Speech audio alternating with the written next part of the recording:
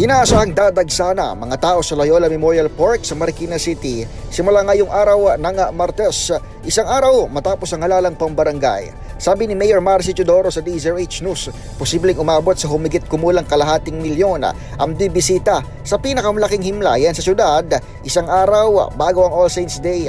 Ngayong umaga, naabutan ng DZRH ang puspusang paghahanda ng seguridad sa paligid ng Loyola Memorial Park para sa undas. Ipinosti na ang Police Assistance Desk sa main entrance ng sementeryo habang kiniklear na ang mga kalsada sa paligid dito. Sa tapat ng Loyola, patitingkad na rin ang mga bentahan ng bulaklak na naglalaro sa 170 hanggang 800 pesos ang halaga, depende sa arrangement at laki, at posible umanong magmahal hanggang bukas.